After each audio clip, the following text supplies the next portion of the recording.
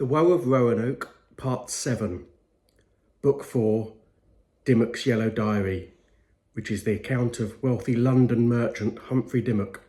16 years previously, spring 1587, London, England. 'Twas almost May, the weather gay, in London on the Lion. Cowards some slipped away, in slipped the devil's scion. 120 tons with 20 guns, raised by Raleigh's purse. Sails unfurled to the new world, the Lion shipped the curse. The settlers cheered, the Lion veered old Thames's estuary. They'd left their lives to sink or strive, a distant colony. Sink or strive, die or survive, we headed out to sea. We aimed toward America, a strange land I didn't know. They prayed, the company's clerica, but still a storm did blow. The boat it rocked from left to right, just later in that week. We had not passed the Isle of Wight, I lost my joyous streak. A hurricane to drain my vim, we bounced like barrelled balls. None could hold their stomachs in spiteful Satan squalls. Spit and spew sloshed the decks as doubt drenched every mind. Wight spake, what warlock placed this hex as England left behind? The devil's spawn spurned the storm like acid in a potion. We were flimsy fodder for the fuming spume-shot ocean. Euphoria was emptied, with nerves set all a-quiver. We a minute matchstick on an endless, friendless river. I seasick and I homesick, a fortnight from our shores. The sweaty ship, it stank of shit when past those green Azores. In the midst of thumping thunder, off strayed our sister sloop, but the pilot yearned for plunder, refusing to regroup. He ignored the governor's orders, belittled White's displeasure, his sailors pirate hoarders of plundered Spanish treasure. The flyboat lost, we shook, we tossed, dry peas waxed in a rattle, and still he'd root about for loot and treated us like cattle. I vocalised the verdant lies of Raleigh's promised paradise. Salt spray stung my scoured eyes, I gormandised by parasites. The lice, the lies, the nauseous sap, I hankered tack for home. I hankered back, reversed the map, reversed this reckless Rome. When it becalmed, the boredom bit, in doldrums on the brine.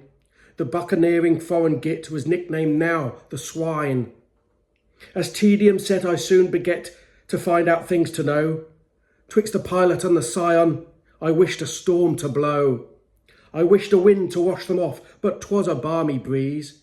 I wished it wild to take off the child, wash off the Portuguese. I wished a gale to break the jail, to free me on the seas. As if in jail the ambience was like a steaming kettle. 'Twas the buck that pushed his luck to try to test the mettle of swabs against the settlers, slurred those who said to settle. He'd whisper lies, antagonise, both sides from stern to bow. He'd fucking thrive on raucous tides and relish every row. Fights with fists and arguments, pioneers, marines. The men incensed in their defence, 'twas smears and smoke screens. Sussed by the assistant Howe, who sussed the source of strife. Howe banished him remain below for slandering the wives. They put him down, that Blue Bill Brown, to bunk amongst the men, to help the cook. By brutish look, I swear he less than 10. Less than 10 down from the glen, a Scot in Tongan hair. Swamp green eyes held hate and lies, stilled fear with sullen stare. That stare glared out, that turquoise mask spelt of hysteric wrath.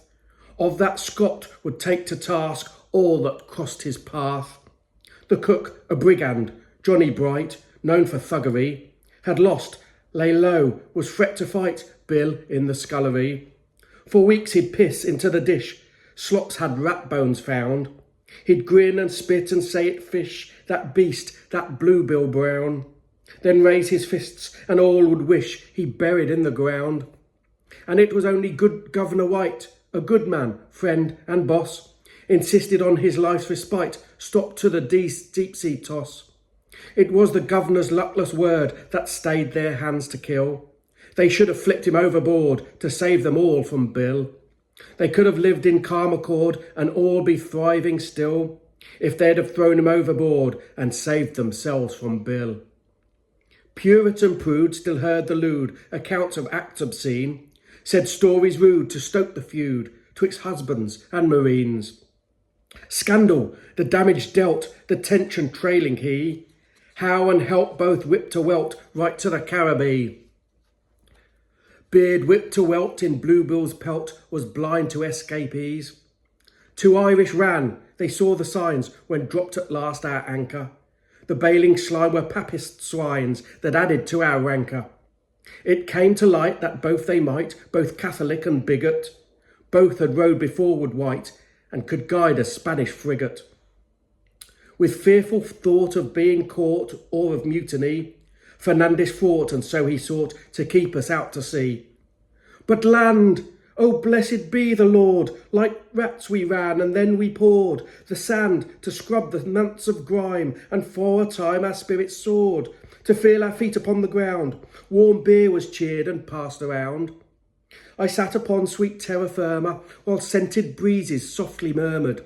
For there a time the pinings yield to see again an English field, and smell again a summer meadow, or hark again a homely echo, to fear not a fraught tomorrow.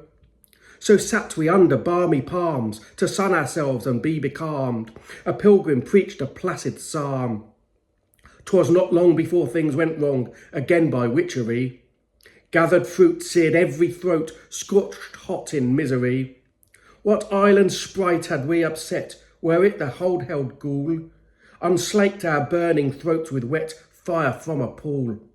Flaming throats from poisoned ponds, threats from those who would abscond, unsticking of our glue from the hostile harried crew, sickness on the ship of woe, we sailed again to slick unknown. Those taut weeks the tempers frayed, to the spicks the boat betrayed, arms were readied for a raid, the greedy pilot sought to stray from our pre-planned destinations to rob the gold of Spanish galleons. The swine-souled goal was for a groat, his itch outshone his mission. From dawn to dusk he tore the throat of white's triumphant vision. They cussed it was each other's fault. Swine would not stop the ship for salt. Waves of cloying, awesome hot, saw stinking food to start to rot. Rot set in the crew aboard. Fernandez formed the foe. I faced the foe that chased the horde, then faced the thing below. The thing below was maddened now. His lunacy was ripe. He rippled in his hate for how, whipped to a wicked gripe. And on and on and on our way, in undulating sheets of grey, slumped and sour and getting sicker, sick of the constant grinding bicker. Hot sun blazed bore upon burnt necks, beat us down to sprawled scorched decks. I fade, but faced his foreign fire, then shade to face that orphan's ire. So slumped and sick and hot and hungry, I riddled through with doleful doubt. In vain the furnace fogged me dumbly, to not defy the profane lout. And then a shout of "Land ahoy!" Oh, how we thumped our backs with joy. All old rifts were healing over. We cheered as if the cliffs of Dover